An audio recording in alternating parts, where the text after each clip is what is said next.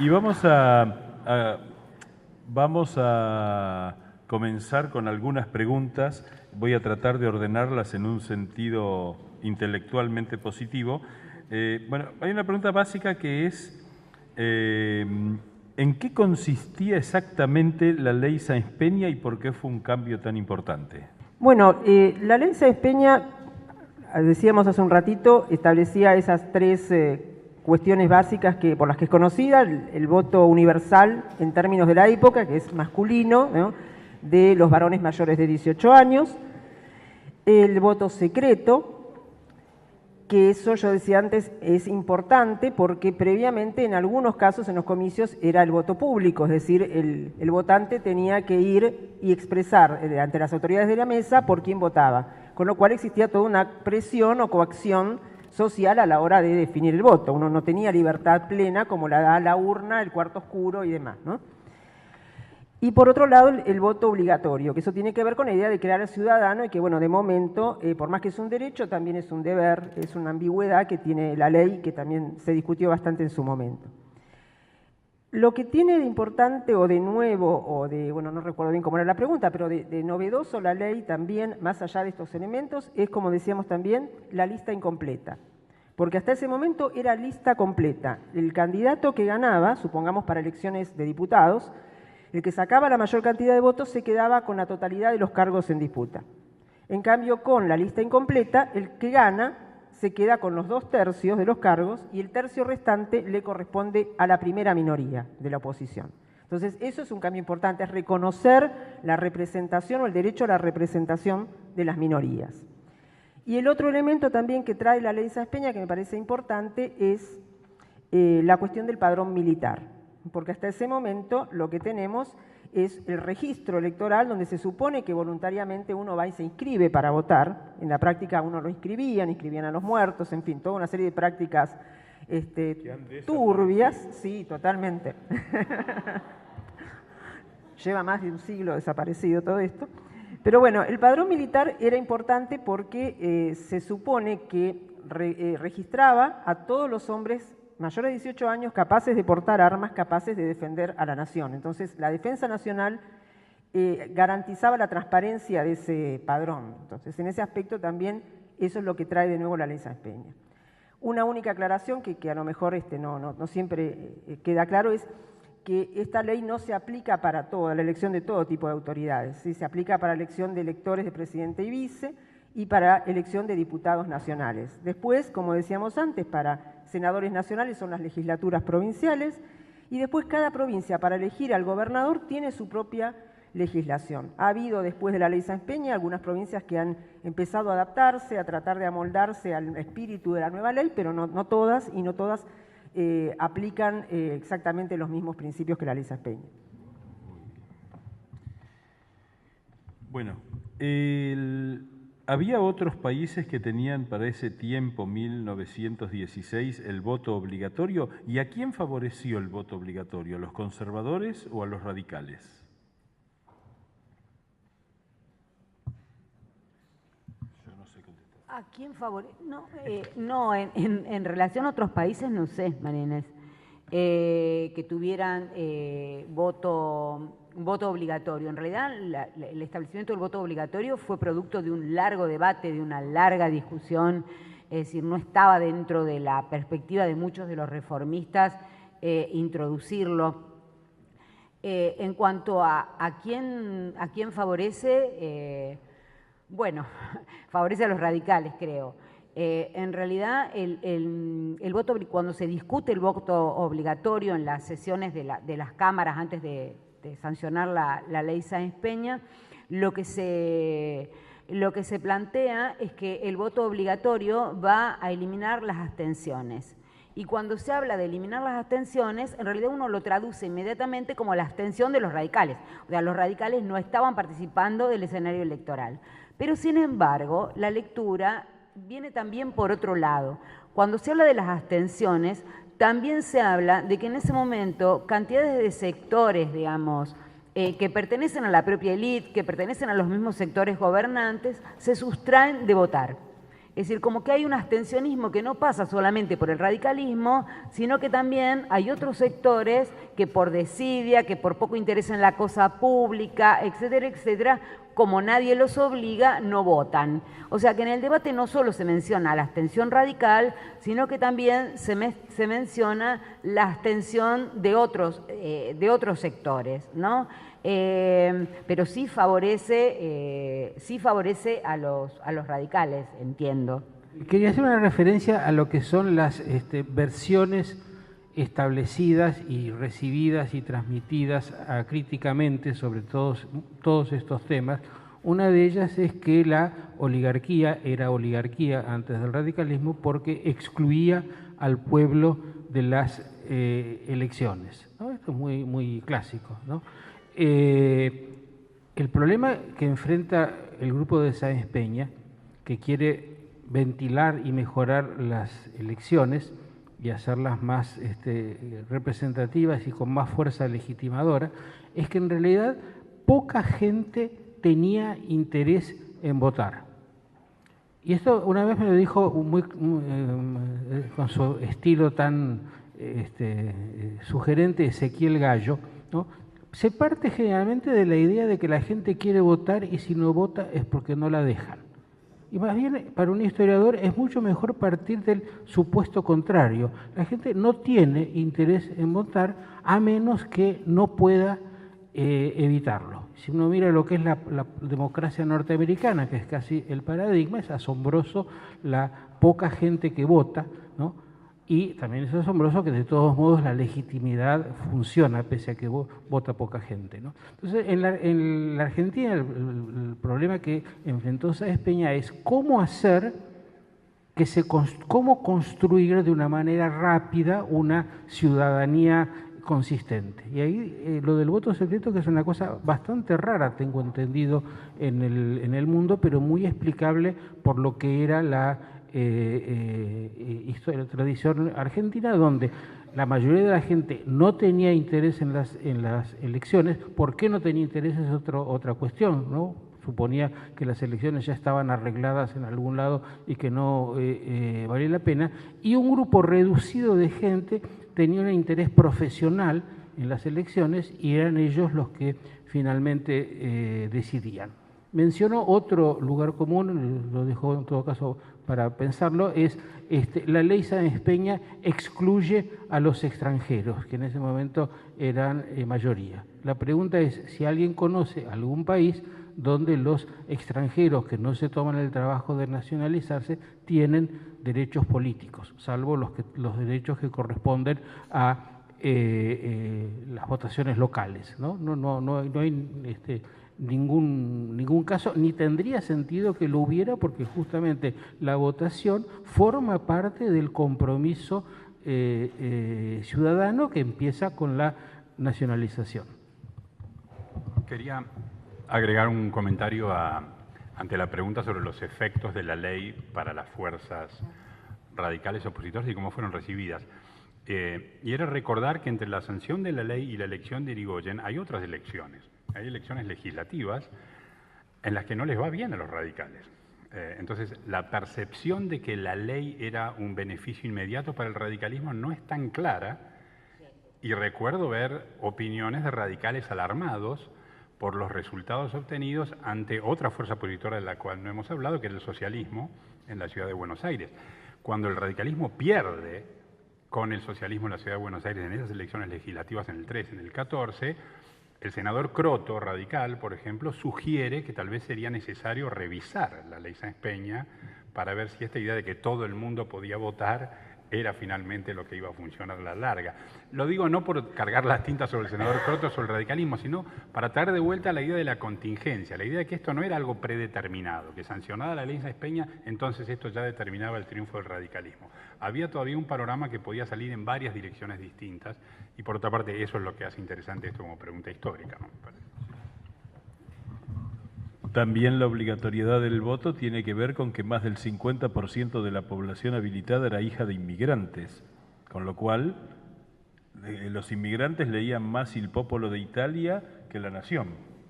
Entonces, meterlos en la vida política pudo haber sido una intención también clara. Y los conservadores iban tan seguros que cuando le preguntaron a Victorino de la Plaza si no había que cambiar la ley una vez que murió Sáenz Peña, él dijo: con lo bien que hemos hecho las cosas todos estos años, ¿quién va a votar a otro?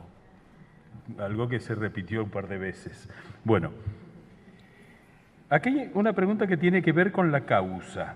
Esto para Vicky. ¿Cómo se puede compatibilizar la idea de partido liberal con, digamos, esto lo entiendo hacia el radicalismo, ¿no? Partido liberal en el sentido político, con una concepción romántica que genera una religión laica, la causa, ¿no? Y hay otra pregunta que dice lo mismo: la identificación de la causa con la nación misma, ¿es compatible con la idea democrática? ¿No se está creando una identidad entre partido y nación? ¿Nos quedamos hasta mañana? Sí, esa es la idea. Porque ahí sí el debate. No escuché, pero bueno. Bueno, sí, lo que yo intenté en mi exposición fue justamente eso, decir, en este caso se asocia al radicalismo con la causa, con la adhesión a través de la lealtad a un líder, con la adhesión a través del sentimiento y de la emoción más que de la razón. Se asocia al radicalismo con esta religión cívica, con esta causa, con esta identificación con la nación.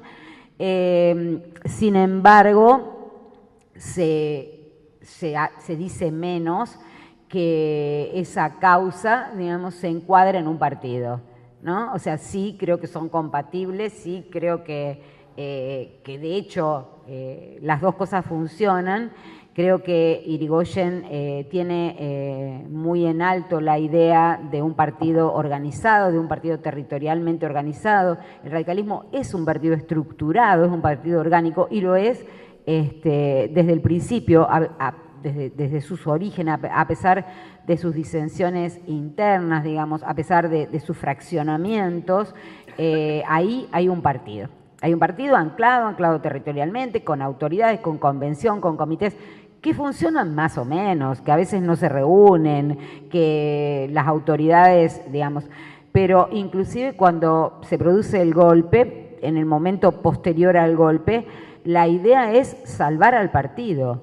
Es decir, la idea es, vamos a tener que volver a organizarnos y para salvar al partido lo que se hace es cambiar los estatutos, reformar la Carta Orgánica y decir, bueno, nos sacamos el conflicto de encima frente a un liderazgo que ya no tenemos, que es el de Irigoyen, cambiamos la Carta Orgánica y le damos la pelota a los afiliados.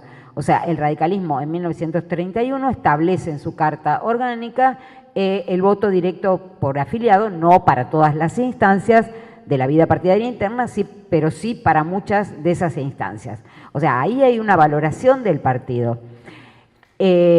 Organizativamente es un partido, identitariamente se proponen como la causa. Ahora, tal vez otra salvedad. El irigoyenismo no es todo el radicalismo, ¿no? O sea, también dentro del radicalismo hay sectores que se oponen a esta idea de causa, que reclaman impersonalidad, que reclaman programa, que reclaman separación entre partido y gobierno, etcétera, etcétera. Pero sí, desde el momento en que funcionan son conciliables y son, digamos, por supuesto que ahí está la base también de las decisiones del partido, ¿no? Pero bueno, esa es la tensión que lo constituye.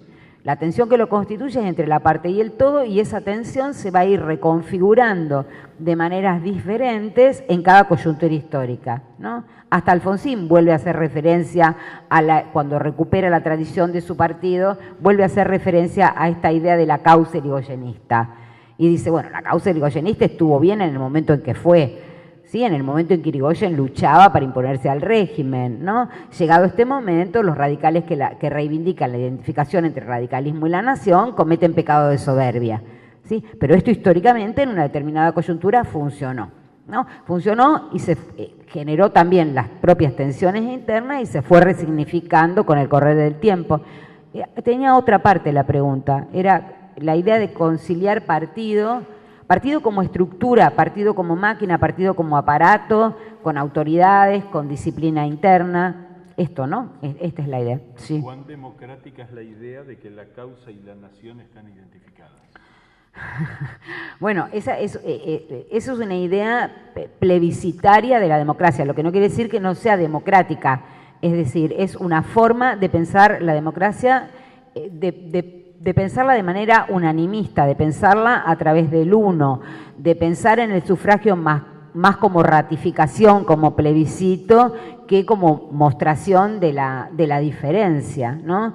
Eso es lo que funciona en la Argentina entre 1916 y 1930. Pero junto con esta idea de la ratificación, del plebiscito, etcétera, etcétera, funcionan los partidos, funciona el Parlamento, a pesar de que Irigoyen no lo tenga demasiado en cuenta, a pesar de funciona la prensa opositora. Nunca van a leer cosas tan terribles de un presidente como las que la prensa opositora escribía en los años del irigoyenismo.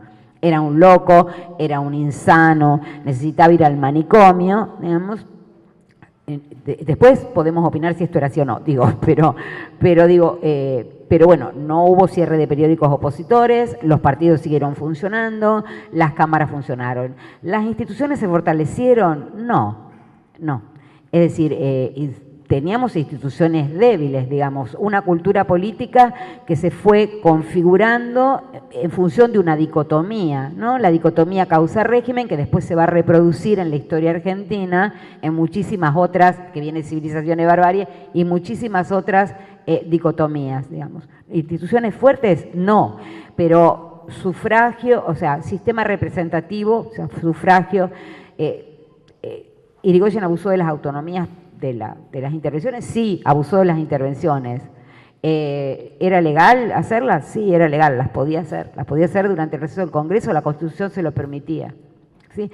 Irigoyen nombraba a sus partidarios en la administración pública, más o menos, pero la Constitución también se lo permitía. O sea, no había ley de carrera administrativa que estableciera el ingreso a la administración, el concurso y el escalafón.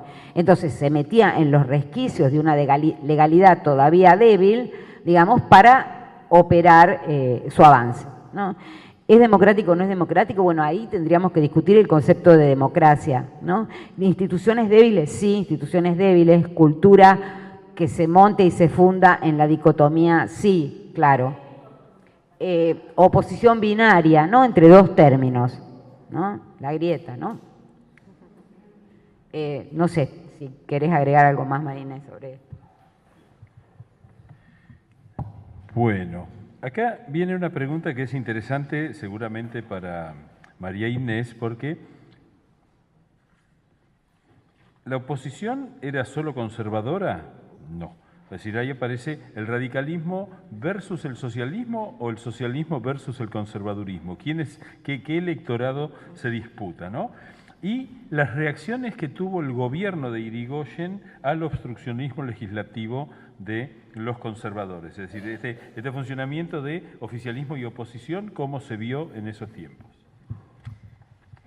Bueno, como también lo señaló hace un ratito Vicky en una de sus intervenciones, efectivamente, tal vez numéricamente las fuerzas conservadoras, dispersas y fragmentadas como estaban, fueran la oposición mayoritaria, pero también había otras voces en la oposición como efectivamente eran los socialistas. El tema con los socialistas es que tenían una implantación más que nada metropolitana, es decir, es mucho más restringido en ese sentido el bastión socialista, y tenían un electorado diferente, ¿no? Que tiene una base más, una apelación más clasista, y en ese sentido es un electorado tal vez, en términos sociales, un poco más específico que el de las fuerzas conservadoras, ¿no? Pero evidentemente cada una de estas fuerzas implican proyectos políticos diferentes, proyectos políticos distintos. Tienen algunas cosas en común, por el sentido que también el socialismo tiene una apelación a la idea del progreso, a la idea de la racionalidad, ¿no? Política, en términos políticos, a la idea programática. Entonces, en ese aspecto es otra variante que enfrenta el radicalismo. Lo que pasa es que tal vez la oposición más feroz viene de las fuerzas conservadoras más que desde las fuerzas socialistas, aunque debo decir también que en el periodo de Alvear, por lo menos cuando las aguas son mucho más calmas que en tiempos de Irigoyen, ha habido una fuerte colaboración entre las fuerzas socialistas, las fuerzas conservadoras, algunos sectores del radicalismo. En ese sentido, ha habido una mayor cooperación en ese aspecto. Pero en la primera presidencia de Irigoyen, por lo menos, el principal, digamos, baluarte de la oposición son las fuerzas conservadoras en ese aspecto. Una pregunta tenía que ver con el obstruccionismo que plantean estas fuerzas y cómo sale Irigoyen de eso. Bueno, un poco como también recién señalaba Vicky, por medio de mecanismos que son legales, pero bueno, uno puede plantearse si son los mecanismos adecuados. Es decir, cómo revertimos el hecho de que la mayor parte de los gobiernos provinciales están en manos opositoras, interviniendo las provincias por decreto en tiempos de receso del Parlamento. Es legal porque lo contempla la Constitución. Pero esa intervención no siempre, la idea es que cambie el signo político del gobierno que surge de ahí, ¿no? Es decir, se establece una injerencia, en todo caso, que no implica una transparencia tampoco en la política de las intervenciones, sino al contrario, es tratar de favorecer aquellas fuerzas que puedan resultar más funcionales a los intereses del Ejecutivo. Y con eso también se modifican los equilibrios que implica en el Senado, ¿no? Porque al intervenirse, como decíamos antes, diferentes niveles de las administraciones provinciales, también se interviene el legislativo provincial y con ello la forma de elegir senadores. Entonces, ahí Irigoyen encuentra rápidamente, yo diría que a partir del 17, ¿no? Es como el momento en el que más cantidad de intervenciones lanza. La primera, tal vez más fuerte, es la que dirige la provincia de Buenos Aires, el principal baluarte conservador, ¿no? Y en ese sentido establece un cambio de signo político bastante duradero. Ese es básicamente, yo creo que es el principal mecanismo que, no sé si Vicky coincide, el principal mecanismo que utiliza Irigoyen para mantenerse, digamos, para revertir ese alineamiento de fuerzas adverso. Y también está la cuestión de eludir, en todo caso, los controles parlamentarios, ¿no? En el sentido de no aceptar interpelaciones a sus ministros o directamente no rendir cuentas al Parlamento con el mensaje de apertura que era tradicional, ¿no? Pero en ese aspecto es más que nada un signo de autoafirmación del Ejecutivo por sobre el Legislativo, me parece. Un detalle. Esto que dice Marina es un lugar común. Es que los ministros de Irigoyen no iban a la Cámara. No contestaban a las interpelaciones como un modo de sustraerse al control. Pero también es cierto que las interpelaciones llovían.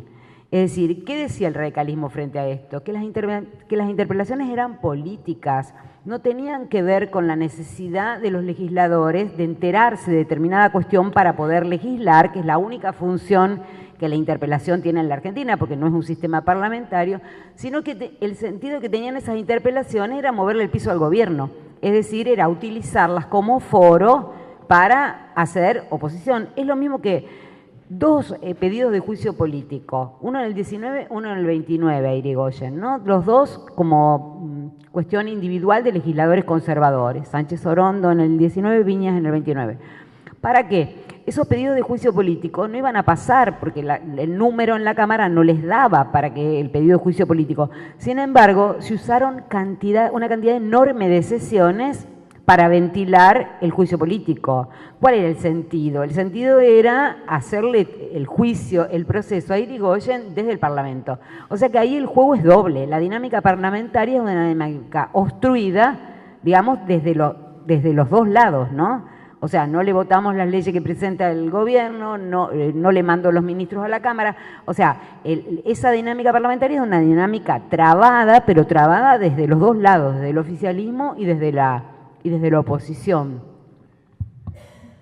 Es curioso que quienes hacen política acusan a los otros, a sus opositores, de que hacen cosas políticas, ¿no? Por suerte no pasa más en la Argentina eso. Bien. Hay un detalle que yo quisiera preguntar aquí, introduzco una pregunta, porque por primera vez entró Alvear y su gobierno como un tiempo de calma después del tempestuoso tiempo de Irigoyen, ¿no? Y mi pregunta es, Alvear, un personaje muy ignorado en el relato histórico argentino, y yo tengo la sospecha de que Alvear aprendió mucho viviendo en Inglaterra y en Francia de cómo eran las democracias modernas. ¿Tiene que ver con el estilo, con los tiempos, con la economía o qué pasó? Bueno, me parece que es un poco de todo, ¿no? Es un poco la formación de Alvear, la sociabilidad, los círculos de sociabilidad que recorre Alvear y que lo distancian un poco más de la práctica más cotidiana que tiene Irigoyen de contacto con las masas, ¿no? Es decir, Alvear es un candidato que de hecho su campaña se hace cuando él está en París todavía, se hace desde afuera, o mejor dicho en ausencia, ¿no? En ausencia del candidato. Y que en ese sentido no tiene arraigo dentro de la estructura del partido, ¿no? Es parte, se ha discutido eso muchas veces y esa es una de las razones por las que fue ungido candidato, ¿no? Pero también tiene que ver entonces con un estilo personal, con probablemente las experiencias que le da la actividad diplomática, ¿no? Su experiencia en ese ámbito, la búsqueda de un trato más fluido, ¿no? De un diálogo más fluido. Y también tiene que ver con la coyuntura, porque en realidad es como que Alvear asume cuando ya se supera toda esta crisis profunda de la economía que resulta de los efectos de la Primera Guerra Mundial, ¿no? Entonces entra en una etapa que si bien no es la etapa de las vacas gordas, porque ya está empezando el modelo agroexportador también a crujir un poco, está recobrándose. Entonces está en una etapa de bonanza económica, de prosperidad, sumada a un estilo mucho menos confrontativo, ¿no? Y más dialoguista. Yo creo que en ese sentido es lo que aporta un poco esta figura, que efectivamente creo que está injustamente ignorada por la historiografía, bueno, que se ha empezado a estudiar más recientemente y que la verdad merece ser revisada. Siempre está la idea del dandy que está en Europa, al margen de lo que pasa en Argentina, pero en realidad la figura de Alvear me parece que es muy importante y que debería ser reexaminada, ¿no? Yo estuve hace 15 días en la casa de Alvear en París, que es hoy la Embajada de Guinea. Así que un detalle curioso. Bueno, acá una pregunta de las que le gustan a Vicky. ¿Por qué el vacío? ¿Cómo es que la ley Sáenz Peña deja un vacío en 1912 que los radicales se angustian? No solo los radicales, bueno. No, habría que preguntarle a Rodríguez Larreta, pero ya no podemos. La pregunta de Rodríguez Larreta es, ¿no habrá sido el horror al vacío provocado por la ley Sáenz Peña lo que llenó los cuadros de los radicales? O sea, ¿no habrá sido que en realidad frente al temor de perder posiciones prefirieron pasarse al otro bando, digamos, prefirieron engrosar las filas del radicalismo a permanecer por fuera y perder posiciones? Esa es la idea que yo quise transmitir, que transmite en esa pregunta Rodríguez Larreta en el 22, ¿no? Es semejante a, y esto tiene que ver también con el voto radical, en 1918 La Nación publica un artículo sobre elecciones en Tucumán, ¿sí? Y dice, ¿por qué el radicalismo gana las elecciones en Tucumán si los dueños de los ingenios siempre pertenecieron, digamos, a los sectores conservadores, a los sectores tradicionalmente conservadores en la Argentina? Por no quedarse afuera, dice el Diario de la Nación. Los dueños de los ingenios, todavía el Diario de la Nación en el 18 está pensando que son los capitanes del sufragio, que hay capitanes del sufragio, que hay quienes producen el sufragio, ¿no?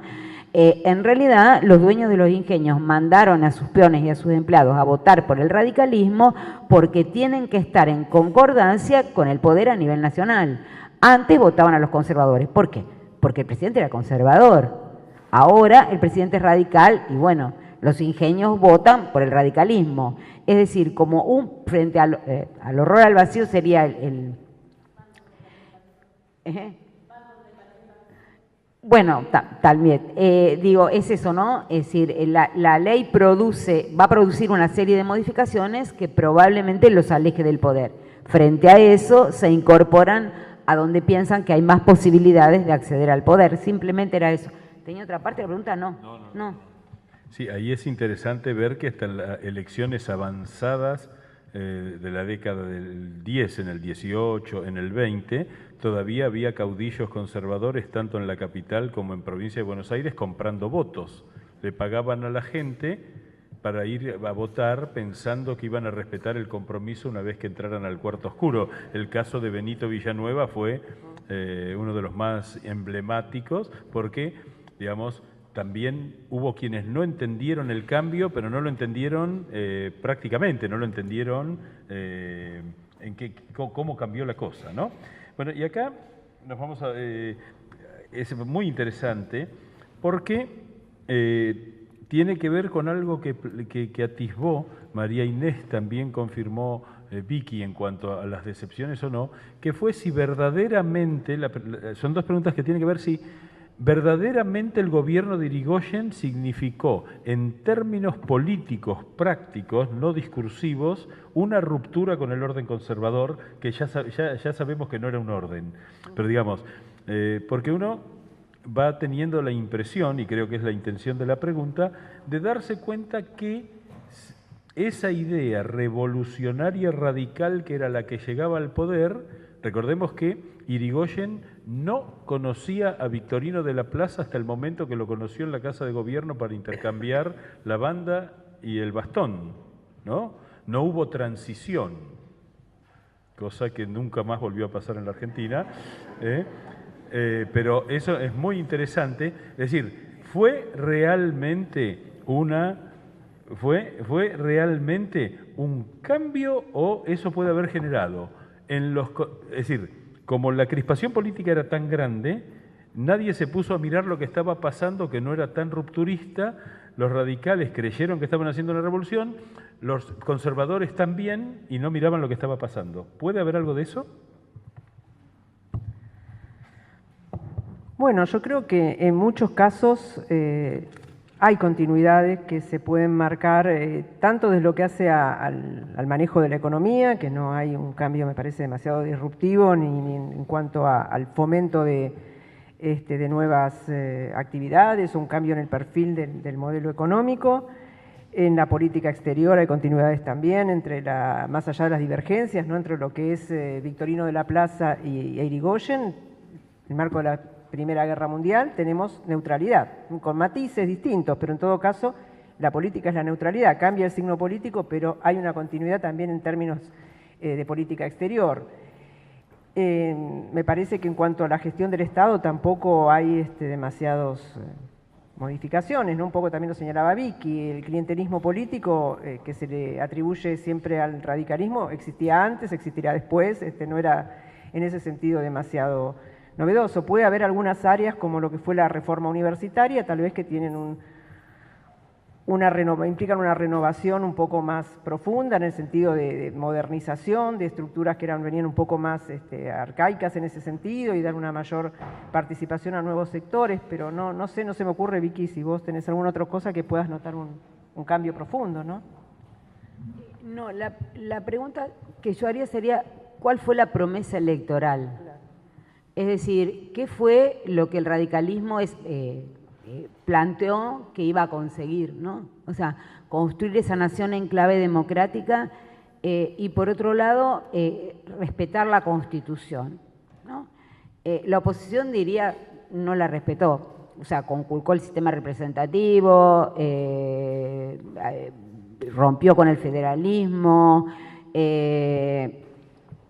En realidad, la oposición decía Irigoyen fue un déspota, fue un tirano, etcétera, etcétera. Pero en realidad el radicalismo no se salió demasiado de la promesa. Cuando accedió al poder por la vía electoral, abandonó la premisa revolucionaria, tomó la idea de la evolución, digo, y no hizo ningún tipo de promesas. La polémica entre Molina e Irigoyen, Molina en realidad se queja porque en el diario, en la prensa radical salió un artículo donde la posición del partido aparece como proteccionista. Y Molina dice, los radicales somos liberales, la Constitución es liberal. Pero en realidad Irigoyen nunca le contestó a eso. No fue una polémica, como va a decir Caballero años más tarde, entre liberales y solidaristas, la solidaridad social de Irigoyen. No, para nada. O sea, ahí no hay ninguna apuesta, digamos, en ese sentido. Irigoyen no toma esa idea, ¿no? Irigoyen tiene como una idea única, obsesiva, ¿no? Que es esto de construir en clave democrática la nación, eliminando al régimen. Interviene en las provincias regiminosas porque entiende que no es el pueblo el que gobierna, sino el régimen, etcétera, etcétera, etcétera. Entonces, me parece que en ese sentido no hay una gran distancia entre lo que se espera, entre esto y lo que finalmente sucedió. Y por otro lado, ahí los cambios los trae la guerra, ¿no? O sea, en términos de políticas económicas y el resquebrajamiento, como dice María Inés, ya de esa Argentina agroexportadora que está demandando, digamos, algún tipo de transformaciones. Pero me parece que sí hubo un cambio que tiene que ver con quiénes eran los sectores allegados al poder, ¿no? Me parece que esto sí cambia, esto de la chusma, aunque los legisladores conservadores y radicales hayan sido de la misma extracción, etcétera, etcétera, y que las huestes de unos y otros partidos también, me parece que hay como una especie de ampliación en ese sentido, en términos de movilidad social, en ese sentido me parece que ahí hay un cambio, pero bueno. Un comentario sobre el punto de partida de esta conversación, que fue la pregunta de Eduardo sobre si fue una revolución. La palabra revolución es ambigua y a veces la tomamos para un lado, a veces para el otro. Los que miramos desde el presente lo que ocurrió en el pasado, más bien tendemos a señalar que nunca los cambios son tan grandes como para que se justifique la palabra revolución, ¿no? Rusia 1917 no hay muchos, ¿no? Y generalmente miramos, para decir eso, miramos sobre todo en las políticas vinculadas con la estructura social o con la economía. Ahora, pongámonos en el lugar de los actores, que es otra perspectiva, y toda la tradición que la palabra revolución tiene en 1916, que es una tradición que viene del siglo XIX y que está asociada con la lucha por la recuperación de las libertades, ¿no?, que han sido conculcadas por el régimen falaz y descreído, ¿no? Y en ese sentido podemos pensar que legítimamente Irigoyen pensaba que lo que estaba haciendo, sin programas, sin grandes medidas novedosas, era una revolución porque estaba restableciendo algo que consideraba que se había perdido. Y aún en los términos del resto, y eso fue lo que hemos conversado en la primera parte de esta reunión, el mero cambio de un procedimiento de designación de autoridades, la simple aparición en el gobierno de gente que no estaba antes, ya sea para hacer lo mismo que lo que hacía la gente que estaba antes, pero que consideraba que ella era la que legítimamente tenía derecho a hacerlo, eso puede perfectamente ser vivido como una revolución, aun cuando nosotros a la distancia diga, bueno, más o menos hicieron lo mismo. Pero cualquiera que conoce la vida interna de cualquier modesta asociación civil sabe que cuando gente que no estaba en el gobierno dice, bueno, ¿por qué no yo? Esto conmociona a los que están y unos y otros viven ese pequeño cambio como una revolución. Bueno, acá hay una pregunta interesante porque va a un tema medular que se ha discutido mucho, que es una pregunta para Vicky. La actitud inicial del Partido Radical después de 1903 de armar comités en los cuales había una inserción social muy fuerte que incluso llega a la donación de pan, ese proceder no contrasta de alguna manera con la intención de buscar una moralidad administrativa, y esa estrategia podría habilitar la crítica conservadora de que en realidad los adherentes no eran tales sino eran beneficiarios de un sistema de dádivas. Hay muchas cosas adentro ahí. Quiero ordenarme, no, sí, pero quiero ordenar la pregunta, porque ahí hay muchas, en primer lugar, si podés, rápidamente. ¿Qué tensión genera la actitud de los comités de participar en acciones sociales con la intencionalidad de generar moralidad administrativa? ¿No genera una tensión? Sí, ahí está. La pregunta ahí sería, en realidad, una pregunta sobre el patronazgo, o sea, sobre los favores con dinero oficial. Primera aclaración, cuando yo hablé de estos comités que repartían era previo el acceso al radicalismo al gobierno, y no era patronazgo, digamos, no había uso de los recursos oficiales, sino donaciones de los propios radicales, pobres o ricos, que llevaban, etc. La otra cuestión que me parece que subyace a la pregunta, si no entendí mal, es la relación entre moralidad administrativa y clientelismo político. ¿Es eso? Esa es la pregunta. En realidad, los radicales le atribuían a la libertad de sufragio, conseguir la libertad de sufragio iba a traer todos los beneficios, y tenía todas las virtudes. Entonces, en ese momento asociaban, digamos, la posibilidad de que sea el pueblo el que eligiera a sus gobernantes y no los propios gobiernos los que funcionaran como gobiernos electores, con una administración moralizada. O sea, la administración iba a moralizarse según la perspectiva de los radicales, según se ampliara la posibilidad de que más gente votara, ¿no?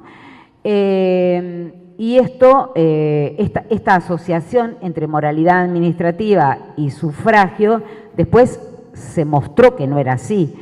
Es decir, en realidad se lo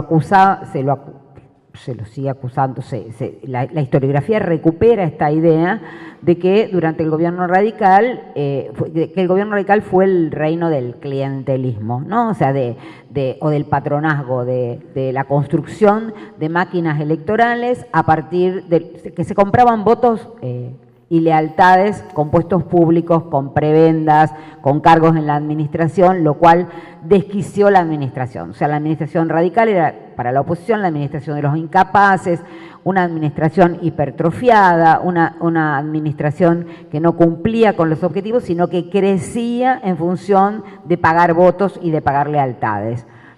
Si uno se pone a revisar esto, digamos, es y no es. Es decir, no hay una ley de carrera administrativa que determine cómo ingresa el personal a la administración pública. La Constitución dice que el presidente nombra y remueve. O sea, es prerrogativa del presidente desde el primero al último de los empleados de la administración, ¿sí? Entonces, cuando asume el Partido Radical, practica lo que se llama en Estados Unidos spoil system, o sea, el partido en el gobierno se queda con el botín es del vencedor, es decir, esto quiere decir que recambiamos toda la administración pública y ponemos gente afín en la administración pública. No, esto no pasa. O sea, Irigoyen no desmantela de la administración nacional a prácticamente nadie. Nombra, sí nombra, pero también deja vacantes, porque dejar vacantes le posibilita jugar con la promesa. Mejor una vacante que un cargo dado, ¿no? De todos modos, no hay un recambio absoluto de la administración para nombrar allí radicales, ¿no? Si lo hubiera hecho, era legal. Digo, ¿no? O sea, está. Ahora, sí lo hay en las provincias. O sea, en las provincias, en muchas de las provincias se declara todo el personal en comisión, hay recambios al interior de la administración pública. Ahora, el crecimiento numérico de esa administración no es tan importante como se cree. O sea, no hay un crecimiento enorme de la administración y crece llamativamente en educación, crece en salud, digamos. Claro, también crece el correo. O sea, el correo se duplica y los carteros son sindicados por la oposición como agentes electorales, digo, ¿no? Pero básicamente el presupuesto ahí, en términos de crecimiento de empleados públicos, pasa más en estos sectores que tienen que ver con el crecimiento, que se vinculan al crecimiento demográfico. No estoy diciendo con esto que no haya habido clientelismo, que no haya habido patronazgo, pero digo, se pone un peso demasiado fuerte en esto, digamos, y visto, siguiendo para adelante, digamos, fue bastante, tuvo bastante poco peso esta idea. Construir la máquina con policías bravos, con peones camineros, con empleados de la aduana, sí, claro, pero, digamos, no me parece que sea esto lo que por lo menos solo, lo que explica el éxito electoral del Partido Radical. No sé si estoy contestando, tal vez la persona que la formuló. Bueno, vamos a las dos últimas preguntas. Una es muy concreta. ¿Es cierto que Alvear evitó la intervención de la provincia de Buenos Aires, que estaba gobernada por el personalismo, ante la presión de sus funcionarios antipersonalistas? Esto es cuando se parte el radicalismo entre los seguidores de Irigoyen y los que no lo seguían a Irigoyen, porque Alvear nunca fue antipersonalista, ¿no? Esa es una curiosidad importante, porque se le asigna a Alvear un liderazgo que nunca ejerció. Efectivamente, me parece que sobre Alvear se proyectaron muchas expectativas por parte de las fuerzas opositoras, tanto internas al radicalismo como externas a él, y en ese sentido una presión que tuvo muy fuerte Alvear era la intervención en la provincia de Buenos Aires para asegurar con ello el desmantelamiento de los recursos de la máquina electoral, diríamos, al servicio de la causa de Irigoyen, y efectivamente Alvear se resiste a esto, como se resiste a encabezar ese antipersonalismo, ¿no? Él en ese aspecto siempre va a mantener esa lealtad al liderazgo de Irigoyen, que fue quien también lo apañó, lo apadrinó en materia política, ¿no? Entonces, Alvear tiene esa relación de equidistancia tanto frente a Irigoyen como frente a las fuerzas que lo piden encabezando esa oposición, ¿no? Bueno, y la última pregunta es si ya vimos que hubo cambios a nivel nacional, hubo cambios a nivel de gobernaciones de provincias, ¿hubo cambio a nivel de los municipios con la llegada de Irigoyen al poder? Indudablemente sí, al producirse el recambio a nivel provincial, digamos, se produjeron recambios. Ahora, el régimen municipal también, como decía María Inés al principio, ¿no? En torno a cómo se aplicaba la ley electoral, también el régimen municipal era diferente según la provincia de la que se tratara, ¿no? En algunas provincias había municipios electivos, en otras provincias no, el intendente podía ser nombrado por el consejo o ser electo, o sea, cada provincia tenía un régimen municipal que le era propio, pero sí el país se radicaliza entre el 14 entre el 16 y el 30, digo, ¿no? O sea, claro que hay recambios en los gobiernos municipales, no sabría en este momento dar más detalles que esto, digamos, dar ejemplos. No sé, María Inés, si... Entre las grandes cosas que aprendimos en este inicio de la tarde, fue muy interesante el planteo de Vicky Percello sobre la concreción de la mayoría radical, cómo fue una evolución que en 1903 se reorganiza el partido, se replantea revolucionario nuevamente. Irigoyen es el líder que se nacionaliza, un líder que era bonaerense se nacionaliza, y un dato que es muy interesante de un pequeño comentario, no tan pequeño, que hizo Vicky, el hecho de que Irigoyen no era el presidente del partido. En general está dicho como, yo he escuchado a dirigentes radicales decir, el radicalismo fue presidido por Alem, Irigoyen, Alvear y después Alfonsín, cosa que no es cierta. Si algo han tenido los radicales es democracia interna muy, muy interesante, y eso lo remarcó muy bien. En el 12 los radicales se dan cuenta que tienen que hacer un acuerdismo para tener posibilidad de ganar, un acuerdismo donde la consigna fue acordemos concediendo lo menos posible, pero si hay que conceder, concedamos. Es decir, del idealismo se pasa al pragmatismo, de alguna manera. Y se propone el radicalismo con el programa de la Constitución, que sería establecer una república más democrática que la anterior, ¿no? Mientras tanto, los conservadores plantean una renovación a través del reformismo de Sáenz Peña. Los sorprende tanto el triunfo de los radicales que piensan que son otra élite de menos categoría que ellos. O sea que no entienden la modificación del espectro que significaba la mayor participación de la gente en la votación.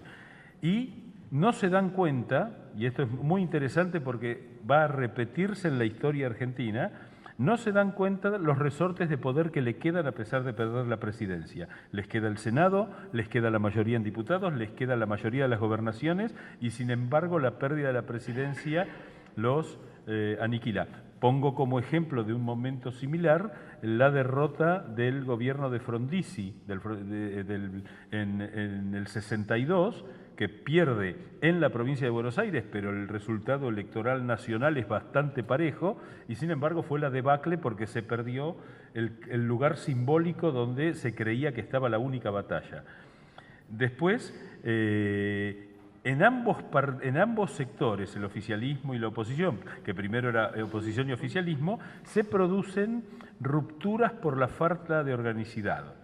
Roca que se pelea con Pellegrini, después Figueroa Alcorta que se alía con Pellegrini para pegarle a Roca y después con la diferencia clara entre conservadores y radicales de que el conservadurismo pierde la mayoría de sus notables, ¿no? La palabra que usó Vicky, que me parece interesante, y no logran unirse nunca, jamás, ¿no? Este es un detalle interesante.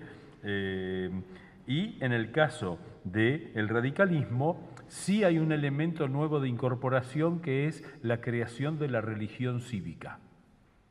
Es decir, una creencia que supera cualquier contingencia. Esto estamos hablando de 1916 y no recuerdo ningún otro ejemplo en la historia argentina más reciente. De creer más que ver. No sé ustedes qué opinan. Bien. No, por eso. Pero bueno, yo creo que han sido dos exposiciones brillantes, más los aportes de Luis Alberto y Eduardo, así que un aplauso.